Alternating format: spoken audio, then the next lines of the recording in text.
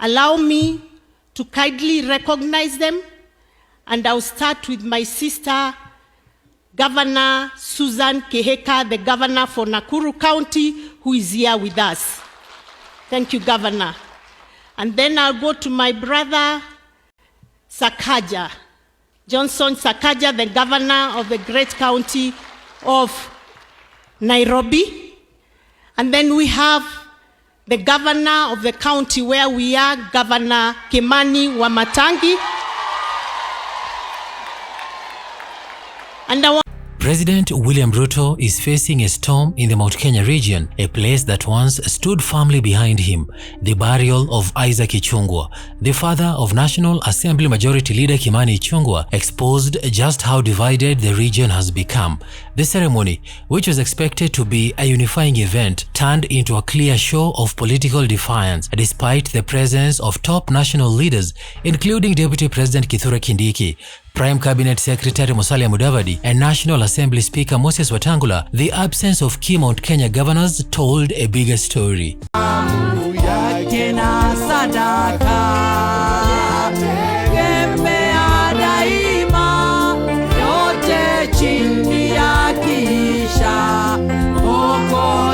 Only Governor Kimani WAMATANGI of Kiambu showed up from the region, yet he was denied an opportunity to address mourners despite hosting the event in his county. In contrast, governors from outside Mount Kenya such as Nairobi's Johnstone Sakaja and Nakuru's Governor Susan Kihika were present and visible. The missing faces were the most striking. Ann Waiguru of Kirinyaga, Irungu Kangata of Muranga, Mutahi Kahiga of Nyeri, as well as the governors of Laikipia and Nyandarua. Where we are, Governor Kimani WAMATANGI.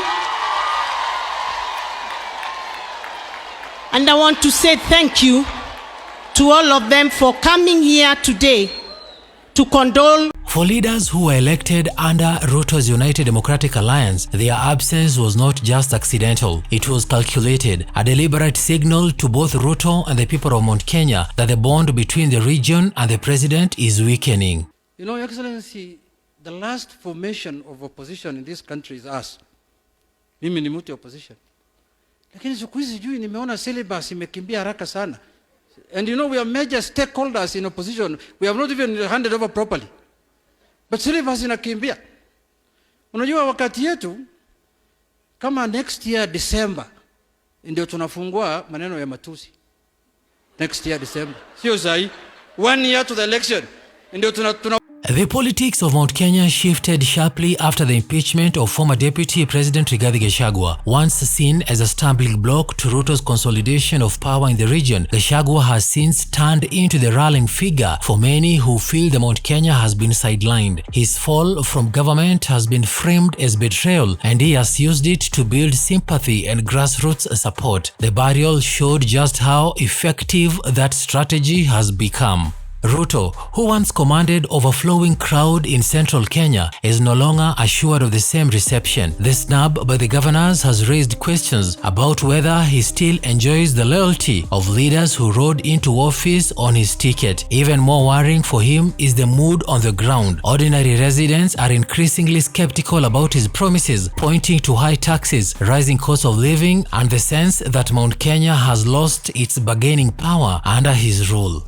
Huyu Kimani Ichungwa ni kiongozi wa Kenya. And this is what leadership means, that you must stand up to be counted for something. He is not a fair weather friend. He is a friend indeed. So I think he The sign of Ruto delivering a short speech lasting less than 10 minutes and quickly leaving the burial spoke volumes. It was a rare moment for a man who usually thrives on political theatrics and lengthy addresses. His early exit was interpreted by many as a sign of discomfort, even embarrassment, at the cold political environment surrounding him. Nikiwa hapo, wewe Gideon, unajua ile ng'ombe ulichukua juzi hujalipa? Na hiyo haikuwa desturi ya mzee. Umepanga? Haya, sawa sawa. For years, Ruto invested heavily in Mount Kenya politics. Long before the 2022 elections, he toured the region endlessly, cultivating networks with grassroots leaders and winning the trust of voters. That effort paid off as the region delivered heavily for him at the ballot. But the unity he once enjoyed is now fractured. Governors who once stood firmly by his side are keeping their distance. Members of parliament whisper openly about discontent, and Gachagwa's shadow looms larger by the day. Mzee alikuwa akitembea akinunua ng'ombe huko pande ya Chepsir. Akaingia kwa duka kununua soda, akapata mtu ako na sura inakaa familia. Na akauliza, akasikia anaitwa Paulina, akakumbuka ni yule Paulina alikatazwa kuoa.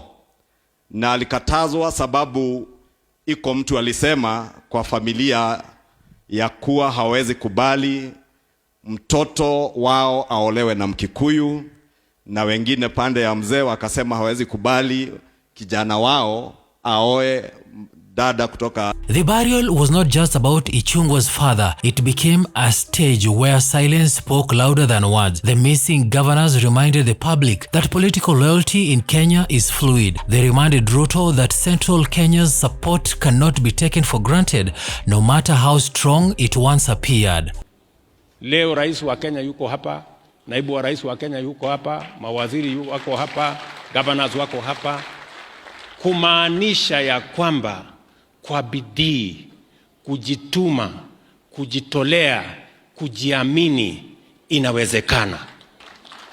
The defiance also revealed the growing power struggle within UDA itself. Leaders in Mount Kenya know that their survival depends not just on pleasing Ruto, but also on staying in tune with the voters. And right now, many of those voters are drifting back to Gachagua, seeing him as the defender of their regional interests. Look at what we have done with housing in 3 years. Look at what we have done in universal healthcare in 3 years. I promise you, we can change this nation in our lifetime. We must believe in this country. The question that now lingers is whether Ruto can rebuild his support in Mount Kenya, or whether the region is slipping permanently out of his grip. With every snub, every absent leader, and every cold reception, the message becomes clearer. Mount Kenya is no longer the solid fortress it once was for the president. Kawanjiko, yes, ni hapa karibu. Kiambu Township, Mheshimiwa Mashua mwenyewe. If the burial is anything to go by, Ruto's political troubles in the region are only beginning. The governor's silence, the crowd's lukewarm reception, and the president's brief appearance all pointed to a reality that his strategists can no longer ignore. Central Kenya is restless, and unless he makes urgent moves to mend the cracks, the political ground beneath him continue to slip away. Nimekuja hapa mara nyingi. Na kama unataka kujua, kila Jumapili kuanzia saa 7 hapo, ukitaka nyama unakuja kwa huyu mzee. For a president who built his rise on the promise of being the man Mount Kenya could trust, the current rebellion is a heavy blow. The burial of Ichungwa's father may have been about mourning a life, but politically, it was about something else entirely. It was about a president who once had the mountain behind him, now watching as the mountain slowly turns its back. Of his word. This man, Kimani Ichungwa, I call him Anthony. He has taken many bullets on my behalf. He has carried huge burdens on my behalf. Burdens that even my own brothers could not. But this man has. My friend, Kimani, on this day, when we are putting to rest your father, I want to tell you thank you very much for not just being a friend, for being a brother to me. And the same way you have stood with me, my brother, I want to say this in front of your family, I will stand with you. When you are weak, I will be strong, helping you to carry on. Call on me, I will be there. Don't be afraid. Please believe me. down on. I can see